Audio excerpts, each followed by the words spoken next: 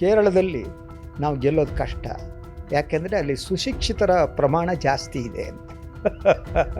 ಕೇರಳದಲ್ಲಿ ನಾವು ಆರ್ಥಿಕವಾಗಿ ನಾವು ನಂಬರ್ 1 ಇದ್ದೀವಿ, ಶೈಕ್ಷಣಿಕವಾಗಿ ನಾವು ನಂಬರ್ 1 ಇದ್ದೀವಿ, ಧಾರ್ಮಿಕವಾಗಿ ನಾವು ನಂಬರ್ 1 ಇದ್ದೀವಿ ಅಂತ ಹೇಳಿ ಕೆಲವೊಂದು ಈ ನಂಬರ್ 1 ಸ್ಥಾನವನ್ನು ಕೇರಳಕ್ಕೆ ಗಳಿಸ್ಕೊಟ್ರೂ ಕೂಡ 10 ವರ್ಷಗಳ ಆಡಳಿತದಲ್ಲಿ ಯಾಕೆ UDFಗೆ ಈ ರೀತಿ ಹಿನ್ನಡೆ ಆಗುತ್ತೆ ಅಂತ ನೀವು ಅನ್ಕೋತೀರಾ? ಯೂಸ್ವಲಿ ಒಂದು ಟರ್ಮ್ LDF ಕೊಟ್ಟರೆ ಇನ್ನೊಂದು ಟರ್ಮನ್ನು UDF ಕೊಡುವುದು ಕೇರಳದ ಇತಿಹಾಸ ಆಗಿದೆ. ಅಂದರೆ ಈಗ ಕಾಂಗ್ರೆಸ್ಗೆ ಒಂಥರ ಇದು ಕೇರಳ ಅಂದರೆ ಒಂಥರ ಫಿನಿಕ್ಸ್ ನಂಗೆ ಎದ್ದು ಬರೋಕೆ ಒಂದು ಅವಕಾಶ ಅನ್ನೋ ಥರದ್ದು ಇದೆ. ಅವಕಾಶ, ಯು ಆರ್ 100% ಕರೆಕ್ಟ್ ಸರ್. ಆದ್ದರಿಂದ ಕಾಂಗ್ರೆಸ್ ರಿವೈವಲ್ಗೆ ಇರುವ ಏಕಮೇವ ಅವಕಾಶ ಕೇರಳದಲ್ಲಿ. LDF ಸೋಲಿಗೆ NDA ಕಾರಣ ಆಗುತ್ತೆ ಅಂದರೆ LDF ಓಟನ್ನು NDA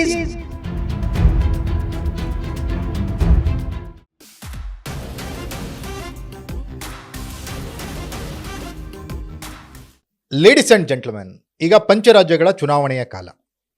ಹಲವು ರಾಜ್ಯಗಳ ಸರ್ವೆಗಳು ಬಹಿರಂಗಗೊಳ್ತಾ ಇದ್ರು ಕೂಡ ಕೇರಳದ ಚುನಾವಣಾ ಸರ್ವೆ ಬಹಿರಂಗಗೊಂಡ ನಂತರ ಹಲವು ಸಂಚಲನಗಳು ಉಂಟಾಗ್ತಾ ಇದ್ದಾವೆ.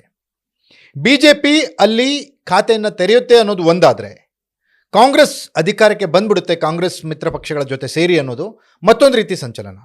ಹಾಗಾದರೆ ಯಾವ್ಯಾವ ಸರ್ವೆಗಳ ರಿಪೋರ್ಟ್ ಯಾವ ರೀತಿ ಇದೆ, ಕೇರಳದಲ್ಲಿ ಸದ್ಯದ ರಾಜಕೀಯ ವಾತಾವರಣ ಯಾವ ರೀತಿ ಇದೆ, ಈ ಎಲ್ಲದರ ಚುನಾವಣಾ ರಿಸಲ್ಟ್ ಬಂದ ಮೇಲೆ ಎಷ್ಟು ಸತ್ಯಕ್ಕೆ ಹತ್ತಿರವಾಗಿರುತ್ತೆ, ಈ ವಿಚಾರಗಳ ಬಗ್ಗೆ ಚರ್ಚೆ ಮತ್ತು ವಿಶ್ಲೇಷಣೆಯನ್ನು ಮಾಡಲಿಕ್ಕೆ ಖ್ಯಾತ ಪತ್ರಕರ್ತರು ಹಾಗೂ focus TV editorial director Shri Shashidhar Bhat sir ನಮ್ಮ ಜೊತೆಗಿದ್ದಾರೆ. ಬನ್ನಿ ಅವ್ರನ್ನ ಕಾರ್ಯಕ್ರಮಕ್ಕೆ ಸ್ವಾಗತಿಸೋಣ.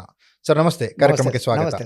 ಎಸ್ ಸರ್, ಕೇರಳದಲ್ಲಿ BJP ಈ ಬಾರಿ ವಿಧಾನಸಭೆಯಲ್ಲಿ ಖಾತೆಯನ್ನು ಓಪನ್ ಮಾಡುತ್ತೆ ಅನ್ನೋ ಥರದ್ದು. ಎಸ್, ಈಗ ಒಂದು 2-3 ಸಮೀಕ್ಷೆಗಳು ಬಂದಿವೆ. ಮಾತೃಭೂಮಿ ಕೇರಳದ ಅತಿ ಹಳೆಯ ಪತ್ರಿಕೆಗಳು ಬಂದು ಅದರ ಸಮೀಕ್ಷೆ ಹೊರಗಡೆ ಬಂದಿದೆ. ನಂತರ ಸಿಟಿಜನ್ ಫೋರಂ ಅಂತ ಹೇಳಿ ಕೇರಳದ್ದು, ಅವರು ಒಂದು ಸಮೀಕ್ಷೆಯನ್ನು ಮಾಡಿದ್ದಾರೆ. ಈ ಎಲ್ಲ ಸಮೀಕ್ಷೆಗಳು ಕೆಲವು ಸಾಮಾನ್ಯವಾದ ಅಂಶಗಳನ್ನು ಬಹಿರಂಗಪಡಿಸಿವೆ. ಒಂದು ಟಫ್ ಫೈಟ್ ಇದೆ. ಸೊ 35 ಕ್ಷೇತ್ರಗಳಲ್ಲಿ 2 LDF ಅಂಡ್ UDF ತೀವ್ರ ಪೈಪೋಟಿಯನ್ನು ನಡೆಸಿವೆ ಅನ್ನೋದು ಒಂದು ಬಹಳ ಮುಖ್ಯವಾಗಿ. ಆದರೆ ಎಜ್ ಏನಿದೆ, ಎಜ್ ಸೊ ಕಾಂಗ್ರೆಸ್ ನೇತೃತ್ವದ UDFಗಿದೆ ಅಂತ ಹೇಳ್ತಾರೆ. ಅದು ಕೇರಳದಲ್ಲಿ ಸಾಮಾನ್ಯವಾದ್ದು.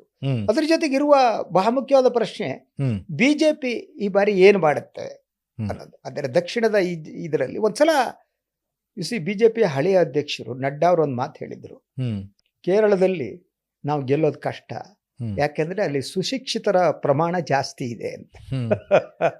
ಸೊ ಅಲ್ಲಿ ಸುಶಿಕ್ಷಿತರು ಎಜುಕೇಟೆಡ್ ಅಂತ ಅದರದ ಪರ್ಸೆಂಟೇಜ್ ಮೋರ್ ದೆನ್ 98-99%. ಅಲ್ಲ ಸರ್, ನಂಗೆ ಏನಂದ್ರೆ ಒಂದು ಕುತೂಹಲ, ಈ ದೇವರ ನಾಡು ಅಂತ ಕರೀತಾರೆ ಕೇರಳ.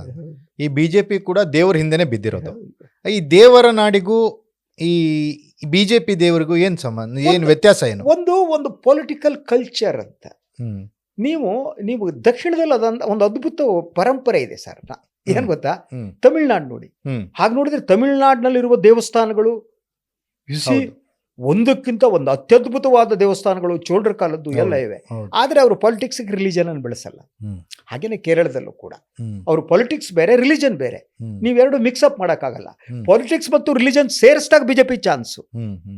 ಸೊ ಅದರಿಂದ ಇದೊಂದು ಈ ಚುನಾವಣೆ ಕೂಡ ಅವರಿಗೆ ಒಂದು ಟೆಸ್ಟ್, ಒಂದು ಪರೀಕ್ಷೆ BJPಗೆ. ಆದ್ರೆ ನಾನು ನಿಮಗೆ ಮೊದಲು ಕೆಲವು ಅಂಕಿಅಂಶಗಳನ್ನು ಕೊಡ್ತೀನಿ, ಡಿಸ್ಕಸ್ ಅಂತ. ಸೊ ಈ ಸಿಟಿಜನ್ ಫೋರಂ ಅಂಕಿಅಂಶದ ಪ್ರಕಾರ ಕೇರಳದಲ್ಲಿ ಈಗ ಅಧಿಕಾರದಲ್ಲಿರುವಂತಹ ಎಡಪಕ್ಷಗಳೇನಿವೆ LDF, ಅದರ ಆಡಳಿತ ವೆರಿ ಗುಡ್ ಅಂತ 17.96% ಜನ ಹೇಳಿದ್ದಾರೆ. 17% ಅಂದ್ಕೊಳ್ಳಿ, ಆಡಳಿತ ವೆರಿ ಗುಡ್ ಅಂತ. ಸೊ ಗುಡ್ ಅಂತ 25.94% ಜನ ಗುಡ್ ಅಂತ ಹೇಳಿದ್ದಾರೆ. ಸೊ ಬ್ಯಾಡ್ ಅಂತ ಹೇಳೋರಿಗೆ ಅದಕ್ಕಿಂತ ಬಹಳ ಕ್ಲಾಸಿಕ್ ಏನು ಗೊತ್ತಾ, ಪ್ರತಿಶತ 25.74% ಜನ ಕೆಟ್ಟದು ಅಲ್ಲ ಒಳ್ಳೇದು ಅಲ್ಲ ಅಂತ ಹೇಳಿದ್ದಾರೆ. ನನಗೆ ಹೇಳಿ ಕಮೆಂಟ್ ಮಾಡಿದ್ದಾರೆ, ಇದು ಕೆಟ್ಟದ್ದು ಅಲ್ಲ ಒಳ್ಳೇದು ಅಲ್ಲ 50-50 ಅನ್ಬೋದು, ಆ ರೀತಿ ಹೇಳಿದ್ದಾರೆ. ಸೊ ಆದರೆ ಕ್ಲಾಸಿಕ್ ಅಂದ್ರೆ ಅದನ್ನ ಆಂಟಿ ಇನ್ಕಂಬನ್ಸಿ ವರ್ಕ್ ಆಗ್ಬೋದು ಅನ್ನೋದಕ್ಕೆ. ಸೊ 18.88% ಜನ ಬ್ಯಾಡ್ ಅಂತಾನು, 6.86% ಜನ ವೆರಿ ಬ್ಯಾಡ್ ಅಂತಾನು ಹೇಳಿದ್ದಾರೆ. ಅಂದ್ರೆ ಒಂದು ರೀತಿಯ ರಿಜೆಕ್ಷನ್ ಕಾಣ್ತಾ ಇದೆ 2 ಟರ್ಮಿನ ನಂತರ. ಅಲ್ಲ ಸರ್, ಈಗ ಪಿಣರಾಯಿ ವಿಜಯನ್ ಹಲವಾರು ನೀವು ನೆನಪು ಮಾಡ್ಕೊಳ್ಳೋದಾದ್ರೆ ಒಂದು ಬಡತನ ಮುಕ್ತ ರಾಜ್ಯ ಕೇರಳ ಅಂತ ಘೋಷಣೆ ಮಾಡಿದ್ರು. ಹೌದು, ಬಡವ್ರನ್ನೆಲ್ಲ ಬೇರೆ ರಾಜ್ಯ ಕಳಿಸ್ಬಿಟ್ಟಿಲ್ಲ, ಬೆಂಗಳೂರಿಗೆ ಕೆಲ್ಸಕ್ಕೆ ಕಳಿಸ್ಬಿಟ್ಟು ಅದನ್ನ ಬಡತನ ಮುಕ್ತ ರಾಜ್ಯ ಅಂತ ಮಾಡ್ಕೊಳ್ಳೋದು. ಇಂಥ ಒಂದು ಜನಪ್ರಿಯ ಘೋಷಣೆಗಳ ಹಿಂದೆ ಬಿದ್ದಿಯೂ ಕೂಡ ಕೇರಳದಲ್ಲಿ ನಾವು ಆರ್ಥಿಕವಾಗಿ ನಾವು ನಂಬರ್ 1 ಇದ್ದೀವಿ, ಶೈಕ್ಷಣಿಕವಾಗಿ ನಾವು ನಂಬರ್ 1 ಇದ್ದೀವಿ, ಧಾರ್ಮಿಕವಾಗಿ ನಾವು ನಂಬರ್ 1 ಇದ್ದೀವಿ ಅಂತ ಹೇಳಿ ಕೆಲವೊಂದು ಈ ನಂಬರ್ 1 ಸ್ಥಾನವನ್ನ ಕೇರಳಕ್ಕೆ ಗಳಿಸ್ಕೊಟ್ರು ಕೂಡ 10 ವರ್ಷಗಳ ಆಡಳಿತದಲ್ಲಿ ಯಾಕೆ UDFಗೆ ಈ ರೀತಿ ಹಿನ್ನಡೆ ಆಗುತ್ತೆ ಅಂತ ನೀವು ಅನ್ಕೋತೀರಾ? LDFಗೆ Sorry, LDF ಗೆ. ಅಲ್ಲಿ ಯೂಸ್ವಲಿ ಒಂದು ಟರ್ಮ್ ಅನ್ನ LDF ಕೊಟ್ರೆ ಇನ್ನೊಂದು ಟರ್ಮ್ ಅನ್ನ UDF ಕೊಡುವುದು ಕೇರಳದ ಇತಿಹಾಸ ಆಗಿದೆ. ಓಕೆ. ಫಸ್ಟ್ ಟೈಮ್ 2 ಟರ್ಮ್ ಅವರು ಅಧಿಕಾರಕ್ಕೆ ಬಂದಿದ್ದು. ಸೊ ಯಾವಾಗಲೂ 2 ಟರ್ಮ್ ಕೊಟ್ಟಿರಲಿಲ್ಲ. ನೀವು ಕರುಣಾಕರನ್ ಕಾಂಗ್ರೆಸ್ನಲ್ಲಿ ಇದ್ದ ಕಾಲದಿಂದ ಒಂದು ಟರ್ಮ್ ಇವರು, 1 ಟರ್ಮ್ ಅವರು. ಈ ಎಕ್ಸ್ಪೆರಿಮೆಂಟ್ ಏನಿದೆ ಅಂದ್ರೆ ಅವರು ರಿಜೆಕ್ಟ್ ಮಾಡುವುದಿದೆಯಲ್ಲ, 1 ಟರ್ಮ್ ಒಬ್ಬರಿಗೆ ಅವಕಾಶ ಚೆನ್ನಾಗಿ ಮಾಡ್ತಿಲ್ಲ ಹೋಗೋದು, ಆ ಪೊಲಿಟಿಕಲ್ ಕಲ್ಚರ್ ಇತ್ತು. ಆದ್ರೆ ಕಳೆದ ಬಾರಿ 2 ಟರ್ಮಿಗೆ ಬಂದಿದ್ದು. ಸೊ ಈಗ ಕಾಂಗ್ರೆಸ್ ರಿವೈವಲ್ ಆದಂತೆ ಕಾಣ್ತಾ ಇದೆ ನೀವು ಅಂಕಿಅಂಶಗಳು ನೋಡಿದ್ರೆ. ಸೊ ಒಂದು ಕೇರಳ ಒಂದು ರೀತಿಯಲ್ಲಿ ಸೋನಿಯಾ ಗಾಂಧಿ ಕುಟುಂಬದ ರಾಜ್ಯ ಅನ್ನೋ ಟೈಪ್ ಆಗಿದೆ. ಹೌದು ಅಲ್ವಾ? ಅವರ ರಾಜಕೀಯ ಅಸ್ತಿತ್ವ ಕಳೆದುಕೊಳ್ಳುವ ಸಂದರ್ಭದಲ್ಲಿ ರಾಹುಲ್ ಗಾಂಧಿ ಮರುಜನ್ಮ ಕೊಟ್ಟಂತ ಕ್ಷೇತ್ರ.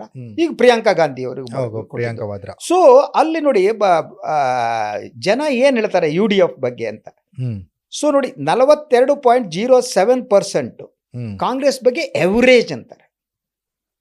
ಸೊ ಎವರೇಜ್ ಆಗಿದೆ ಕಾಂಗ್ರೆಸ್ ಅಂತ ಹೇಳ್ತಾರೆ. ಅದರಲ್ಲಿ ಒಳ್ಳೇದು ಅಂತ ಹೇಳುವವರ ಪರ್ಸೆಂಟೇಜ್ ಇದೆಯಲ್ಲ, ಅದು 28.72% ಇದೆ.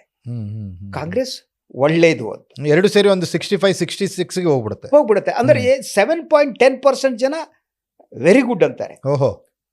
So very good, Congress is very good ಅಂತ. ಅಂದ್ರೆ ಅದು ಕೇರಳದ ಪೊಲಿಟಿಕಲ್ ಕಲ್ಚರ್. ಹೌದು. ಅಂದ್ರೆ ಈಗ ಕಾಂಗ್ರೆಸ್ಗೆ ಒಂಥರ ಇದು ಕೇರಳ ಅಂದ್ರೆ ಒಂಥರ ಫಿನಿಕ್ಸ್ ನಂಗೆ ಎದ್ದು ಬರಕ್ ಒಂದು ಅವಕಾಶ ಅನ್ನೋ ತರದ ಅವಕಾಶ. You are 100% correct sir. Congress ಎಲ್ಲಾ ಕಡೆ ಮುಳುಗ್ತಾ ಇರುವ ಕಾಂಗ್ರೆಸ್ಸಿಗೆ ಈಗೇನ್ ಚುನಾವಣೆ ನಡೆಯುತ್ತಲ್ಲ, ಅವ್ರಿಗೆ ಚಾನ್ಸಸ್ ಸ್ವಲ್ಪ ಮಟ್ಟಿಗೆ ಇರೋದು ಕೇರಳದಲ್ಲೇ. ಅದು ಬಿಟ್ರೆ ಆಸಾಂನಲ್ಲಿ ಗೊತ್ತಿಲ್ಲ. ಸೊ ಉಳಿದಂತೆ ಅವರಿಗೆಲ್ಲೂ ಅವಕಾಶ ಇಲ್ಲ. ತಮಿಳ್ನಾಡಿನಲ್ಲಿ ಪಾರ್ಟ್ನರು, ಬಟ್ ಸ್ಟಾಲಿನ್ ಹೊಡ್ಸ್ಕೊಳ್ಳೋ ಚಾನ್ಸ್ ಇದೆ. ಆದ್ರಿಂದ ಕಾಂಗ್ರೆಸ್ ರಿವೈವಲ್ಗೆ ಇರುವ ಏಕಮೇವ ಅವಕಾಶ ಕೇರಳದಲ್ಲಿ. ಆಮೇಲೆ ಸರ್, ಇದು ಕೇರಳ ಅಂತಂದ್ರೆ ನಮ್ಮ ಗಡಿಯನ್ನು ಹಂಚಿಕೊಂಡಿರುವಂತಹ ರಾಜ್ಯ, ನಮ್ಮ ದಕ್ಷಿಣ ಕನ್ನಡ ಅಂದ್ರೆ ಹಿಂದುತ್ವದ ಪ್ರಬಲ ನಾಡು, ಬಿಜೆಪಿಯ ಏನು ಭದ್ರಕೋಟೆ, ಅದ್ರ ಪಕ್ಕದಲ್ಲೇನೆ ಕಾಸರಗೋಡು, ಅದ್ರ ಅಕ್ಕಪಕ್ಕದ ಜಿಲ್ಲೆಗಳು. ಹೆಂಗಿದ್ದಾಗ ಸರ್ ಇದು ಒಂದೇ ಕಲ್ಚರ್. ಕಾಸರಗೋಡು ಇವತ್ತು ಕನ್ನಡದ ಒಂದು ಭಾಗ ಅನ್ನೋ ತರ ಇದೆ. ಒಂದೇ ಕಲ್ಚರ್, ಒಂದೇ ಸಮುದಾಯದ ಜನ ಇರುವಂತ ಜಾಗ. ಆದ್ರೂ ಸರ್ ಈ ಕರ್ನಾಟಕದ ಮಂಗಳೂರಿಗೂ ಕೇರಳದ ಕಾಸರಗೋಡಿಗೂ ರಾಜಕೀಯವಾಗಿ ಹಲವು ಭಿನ್ನತೆಗಳಿದಾವೆ. ಇದು ಹೆಂಗ್ ಸಾಧ್ಯ ಆಗುತ್ತೆ? ಅದು ಒಂದು ಹೇಳ್ತೀನಿ ಕೇಳಿ. ಕಾಸರಗೋಡಿಂದ ಒಬ್ಬ MLA ಈಗಲೂ ಇದ್ದಾರೆ, ಅಶ್ರಫ್ ಅಂತ ಕಾಣುತ್ತೆ. Most probably subject to correction, Mohammed Ashraf. Ashraf ನೋಡಿ ಭಾಷೆ ಹೇಗೆ ಕರೆಕ್ಟ್ ಮಾಡುತ್ತೆ ಅಂತ ಅಂದ್ರೆ, ಅವರು ಕೇರಳದಲ್ಲಿ ಅವ್ರ ಆಯ್ಕೆ ಆದ್ಮೇಲೆ ಪ್ರಮಾಣ ವಚನವನ್ನ ಕನ್ನಡದಲ್ಲೇ ತಗೋತಾರೆ. ಸೊ ಕನ್ನಡ ಸಾಹಿತ್ಯ, ಸಂಸ್ಕೃತಿ, ಪರಂಪರೆ ಬಗ್ಗೆ ಅವ್ರು ಮಾತನಾಡ್ತಾರೆ. ಕನ್ನಡರ ಸಲುವಾಗಿ ಹೋರಾಟ ಮಾಡ್ತಾರೆ. Is a Muslim. ಅಂದ್ರೆ ಭಾಷೆ ಇದೆಯಲ್ಲ, ಈ ಭಾಷೆ ಮತ್ತು ಕೋಮುವಾದ ಇರುತ್ತಲ್ಲ ಸರ್, ಇದರ ನಡುವೆ ಸಂಘರ್ಷ ಬಂದ್ರೆ ಬಹಳ ಸಂದರ್ಭದಲ್ಲಿ ಭಾಷೆ ಗೆದ್ಬಿಡುತ್ತೆ. ಹೌದು ಅಲ್ವಾ? ಭಾಷೆ ಅನ್ನೋದು ಬಹಳ ಭಾಷೆ ಅಸ್ಮಿತೆ ಅಲ್ವಾ? ಸೊ ಆ ಕಾರಣಕ್ಕಾಗಿ ಕೋಮುವಾದವನ್ನ ನೀವು ಅಲ್ಲಿ ಬೇರೆ ಬಿಡೋದು ಕಷ್ಟ ಕಾಸರಗೋಡಿನಲ್ಲಿ. ಅಂದ್ರೆ ಅಲ್ಲಿ ಈ LDF ಏನಿದೆ, LDF ನಿಂದ ಆಗುತ್ತಿರುವವರು ಅವರು ಅದನ್ನು ಮೀರಿ ನಾವು ಎಡಪಂಥೀಯ ಹೀಗೆ ಇರಬೇಕು, ದೇವಸ್ಥಾನಕ್ಕೆ no, not like that. So ಅವರ ಇಡೀ ಅಪ್ರೋಚ್ ಅವರಿಗೆ ಯುಸಿ ದಟ್ ಅಲ್ಲಿ ನೆಲೆ ಊರು ಅಂತ. ಅಲ್ಲ, ಇಲ್ಲಿ ಮತ್ತೊಂದು ನನಗೆ ಪ್ರಶ್ನೆ ಕಾಡ್ತಿರೋದು, 2 ರೀತಿ ಪ್ರಶ್ನೆಗಳು ಸರ್. ಈಗ ಕೇರಳ, ತಮಿಳ್ನಾಡು ಅಂತ ಬಂದಾಗ ಯಾವುದೇ ಧರ್ಮದವರಾಗ್ಲಿ, ಯಾವುದೇ ಜಾತಿಯವರಾಗ್ಲಿ ಅವರ ತಾಯಿ ಭಾಷೆಯನ್ನ ಮಾತಾಡ್ತಾರೆ. ಹೌದು, ಕೇರಳದಲ್ಲಿ ಮಲಯಾಳಂನೇ ಮಾತಾಡ್ತಾರೆ. ಕರೆಕ್ಟ್. ಮುಸ್ಲಿಂ, ಎಷ್ಟೋ ಜನ ಮುಸ್ಲಿಮ್ಸ್ ಈಗ ಬೆಂಗಳೂರಲ್ಲಿ ಮಾಲ್ಗಳು ಯಾವುದು ರೇಷನ್ಗೆಲ್ಲ ಇವನ್ ಮಾಡ್ತಿದಾರಲ್ಲ ಸರ್, ಅದರಲ್ಲಿ ಹೆಚ್ಚಿರೋರು ಕೇರಳದ. ಆಮೇಲೆ ಈ ಚಾಯ್ ಶಾಪು ಅವರು ಇವರು ಅಂತ ಇದ್ದಾರೆ.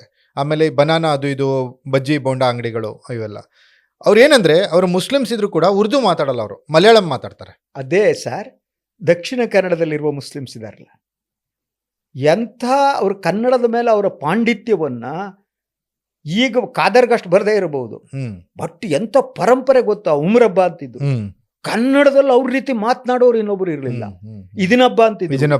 ಇದನ್ನಬ್ಬ ಅವರು ಪ್ರತಿ ಬಜೆಟ್ ಮಂಡನೆ ಮಾಡಿದಾಗ ಸದನದ ಒಳಗಡೆ ಒಂದು ಕವನ ಬರೀತಿದ್ರು ಬಜೆಟ್ ಮೇಲೆ. ಈ ವರ್ಷದ ಬಜೆಟ್ ಬರೀ ಗೋಳಿ ಸೊಪ್ಪು ಅಂತ ಒಂದ್ಸಲ ಬರೆದಿದ್ರು. ಲೈಕ್ ದಟ್ ಅವರ ಕಲ್ಚರ್ಲಿ ಭಾಷೆಯಿಂದ ಹಾಗೆ ಕನೆಕ್ಟ್ ಆಗ್ತಾರೆ. ಕೋಮುವಾದ ಇದೆ. ಅದಕ್ಕೆ ನೋಡಿ, ಈಗ ಈ NDA ಬಗ್ಗೆ ನೋಡಿದ್ರೆ ಅಂಕಿಅಂಶ ಬಹಳ ಕುತೂಹಲಕರವಾಗಿದೆ. ಸೊ 60% ಮತದಾರರು ಯಾರು ಸ್ಯಾಂಪಲ್ಸ್ ಇದ್ದಾರೆ ಅವರು NDA ಆಡಳಿತವನ್ನ ರಿಜೆಕ್ಟ್ ಮಾಡಿದ್ದಾರೆ. ವೆರಿ ಬ್ಯಾಡ್, ಅದು ಬ್ಯಾಡ್, ವೆರಿ ಬ್ಯಾಡ್ ಸೇರಿದ್ರೆ ಇಟ್ ಕ್ರಾಸಸ್ 60 to 70%. ಸೊ ಅಂದ್ರೆ ಬಿಜೆಪಿ ಸಂಘ ಪರಿವಾರದ ಮೂಲ ಏನು ಅಜೆಂಡಾ ಇದೆಯಲ್ಲ ಅದು ವರ್ಕ್ ಆಗಲ್ಲ, ಕೇರಳದಲ್ಲಿ ವರ್ಕ್ ಆಗಲ್ಲ ಅಂತ ಈಗ ಟ್ರೈ ಮಾಡಿದ್ರೆ. ಅದಕ್ಕೆ ನೋಡಿ, ಈ ಅಂಕಿಅಂಶದ ಪ್ರಕಾರ 2-3 ಸಮೀಕ್ಷೆಗಳು ಏನ್ ಹೇಳ್ತವೆ, UDF ಅಂದರೆ ಕಾಂಗ್ರೆಸ್ ನೇತೃತ್ವದ್ದು 69ರಿಂದ 81 ಸ್ಥಾನವನ್ನು ಗೆಲ್ಬಹುದು ಔಟ್ ಆಫ್ 140. ಸೊ LDF ಏನಿದೆ 57ರಿಂದ 61ರವರೆಗೆ ಗೆಲ್ಬಹುದು. NDA 1ರಿಂದ 3 ಬಾಗಿಲು ಓಪನ್ ಆಗುತ್ತೆ. ಬಾಗಿಲು ಓಪನ್ ಆಗುತ್ತೆ. ಆಯ್ತು ಸರ್, ಈಗ ನನಗೆ ಪ್ರಮುಖವಾದ ಪ್ರಶ್ನೆ ಬರ್ತೀನಿ. ಇದಕ್ಕೆ ನೀವೇನು ಉತ್ತರ ಕೊಡ್ತೀರ ಅನ್ನೋ ಕುತೂಹಲ ನನಗೆ. ಈಗ ಬಿಜೆಪಿಯ ಆಡಳಿತವನ್ನ ಬೇಸತ್ತು ಜನ ಕಾಂಗ್ರೆಸ್ನ ಕಡೆಗೆ ಹೋಗ್ತಾ ಇದ್ದಾರೆ, ಅಂದ್ರೆ ಅಲ್ಲಿ ಪಿಣರಾಯಿ ವಿಜಯನ್ ಆಡಳಿತನ ಬೇಸತ್ತು. ಆಯ್ತು ಸರ್, ಕರ್ನಾಟಕದಲ್ಲೂ ಅದೇ ರೀತಿ ವಾತಾವರಣ ಇತ್ತು. ಬಿಜೆಪಿಯ ಆಡಳಿತವನ್ನ ಬೇಸತ್ತು ಜನ ಕಾಂಗ್ರೆಸ್ನ ಕಡೆಗೆ ಬಂದರು. 135ರಷ್ಟು ಸ್ಥಾನಗಳನ್ನು ಕೊಟ್ಟರು. ಆಮೇಲೆ ಇವ್ರದ್ದು ಕಚ್ಚಾಟ ಕಿತ್ತಾಟ ಶುರುವಾಗಿದ್ದು ನೋಡಿದ್ರಿ. ಈಗ ಕೇರಳದಲ್ಲಿಯೂ ಕೂಡ ಕಾಂಗ್ರೆಸ್ ಮೈತ್ರಿಕೂಟ ಅಧಿಕಾರಕ್ಕೆ ಬಂದ್ರೆ ಮುಖ್ಯಮಂತ್ರಿ ಸ್ಥಾನಕ್ಕೆ ಮತ್ತಿದೇ ರೀತಿ ಕಿತ್ತಾಟ, ಹಗ್ಗ ಜಗಾಟ ಯಾರಿದಾರಲ್ಲಿ? ಒಂದು KC ವೇಣುಗೋಪಾಲ್ ಸೀರಿಯಸ್ ಆಗಿ ಟ್ರೈ ಮಾಡ್ತಿರ್ಬೇಕು ಅಂತ ಹೇಳಲಾಗ್ತಾ ಇದೆ. ಅವರದೇ ಚಾನ್ಸಸ್ ಜಾಸ್ತಿ ಅಂತ. ಇನ್ನ ಅವ್ರ ಅಧ್ಯಕ್ಷ ಅವರ ಸತೀಶನ್ನ ಅಂತ ಒಬ್ಬರಿದ್ದಾರೆ. So is also contender. ಇನ್ನೂ 2-3 ಜನ ಕಂಟೆಂಡರ್ ಇದ್ದಾರೆ. ಬಟ್ ನನಗನ್ಸುವ ಕೇರಳದ ಪ್ರಾಬ್ಲಮ್ ಮಾಡ್ಕೊಳ್ಳಲ್ಲ, because of Rahul Gandhi and company ಇರೋದ್ರಿಂದ. ಅದ್ರ ಜೊತೆಗೆ ಇಡೀ ಈ ಸಮೀಕ್ಷೆ ಇನ್ನೊಂದು ಅದ್ಭುತವಾದ ಹೇಳುತ್ತೆ. ನೋಬಡಿ ಕ್ಯಾನ್ ಎಕ್ಸ್ಪೆಕ್ಟ್ ಏನು ಅಂದ್ರೆ LDF ಸೋಲಿಗೆ NDA ಕಾರಣ ಆಗುತ್ತೆ ಅಂದ್ರೆ LDF ಓಟನ್ನ NDA is catching up ಅಂತ. ಇಬ್ರು ಬಹಳ ಡಿಫರೆಂಟ್ ಆದ ಮತದಾರ ಐಡಿಯಾಲಜಿ ಅಲ್ವಾ. ಎಡಪಕ್ಷಗಳ ಓಟನ್ನ ಬಲಪಂಥೀಯ ಪಕ್ಷ ತಗೊಳುತ್ತೆ ಅನ್ನೋದು ಇಡೀ ಭಾರತ ರಾಜಕಾರಣದಲ್ಲಿ ಬೇರೆ ಒಂದು ಸುಳಿವು ಕೊಡುತ್ತೆ, ಧ್ರುವೀಕರಣಕ್ಕೆ ನಾಂದಿ ಆಗುತ್ತೆ ಕೇರಳದಲ್ಲಿ.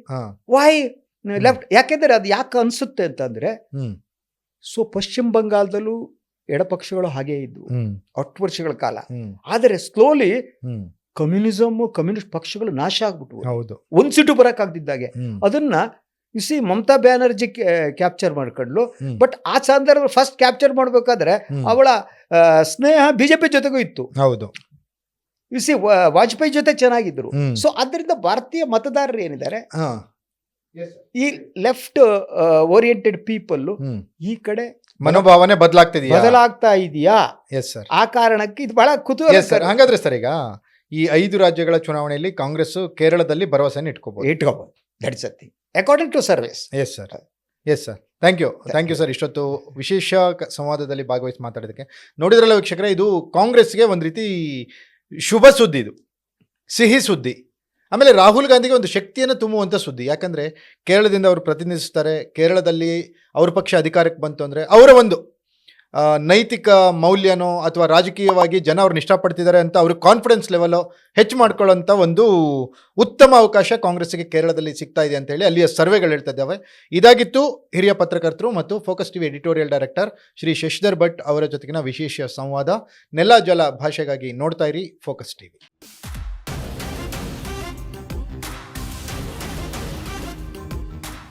ಕೇರಳದಲ್ಲಿ ನಾವು ಗೆಲ್ಲೋದು ಕಷ್ಟ, ಯಾಕೆಂದರೆ ಅಲ್ಲಿ ಸುಶಿಕ್ಷಿತರ ಪ್ರಮಾಣ ಜಾಸ್ತಿ ಇದೆ ಅಂತ. ಕೇರಳದಲ್ಲಿ ನಾವು ಆರ್ಥಿಕವಾಗಿ ನಾವು ನಂಬರ್ 1 ಇದ್ದೀವಿ, ಶೈಕ್ಷಣಿಕವಾಗಿ ನಾವು ನಂಬರ್ 1 ಇದ್ದೀವಿ, ಧಾರ್ಮಿಕವಾಗಿ ನಾವು ನಂಬರ್ 1 ಇದ್ದೀವಿ ಅಂತ ಹೇಳಿ ಕೆಲವೊಂದು ಈ ನಂಬರ್ 1 ಸ್ಥಾನವನ್ನು ಕೇರಳಕ್ಕೆ ಗಳಿಸ್ಕೊಟ್ರೂ ಕೂಡ 10 ವರ್ಷಗಳ ಆಡಳಿತದಲ್ಲಿ ಯಾಕೆ UDFಗೆ ಈ ರೀತಿ ಹಿನ್ನಡೆ ಆಗುತ್ತೆ ಅಂತ ನೀವು ಅನ್ಕೋತೀರಾ? ಯೂಸ್ವಲಿ ಒಂದು ಟರ್ಮ್ LDF ಕೊಟ್ಟರೆ ಇನ್ನೊಂದು ಟರ್ಮ್ ಅನ್ನ UDF ಕೊಡುವುದು ಕೇರಳದ ಇತಿಹಾಸ ಆಗಿದೆ. ಅಂದ್ರೆ ಈಗ ಕಾಂಗ್ರೆಸ್ಗೆ ಒಂಥರ ಇದು ಕೇರಳ ಅಂದ್ರೆ ಒಂಥರ ಫಿನಿಕ್ಸ್ ನಂಗೆ ಎದ್ದು ಬರಕ್ಕೆ ಒಂದು ಅವಕಾಶ ಅನ್ನೋ ತರದಿದೆ. ಅವಕಾಶ. You are 100% correct sir. ಆದ್ದರಿಂದ ಕಾಂಗ್ರೆಸ್ ರಿವೈವಲ್ಗೆ ಇರುವ ಏಕಮೇವ ಅವಕಾಶ ಕೇರಳದಲ್ಲಿ. LDF ಸೋಲಿಗೆ NDA ಕಾರಣ ಆಗುತ್ತೆ ಅಂದ್ರೆ LDF ಓಟನ್ನ NDA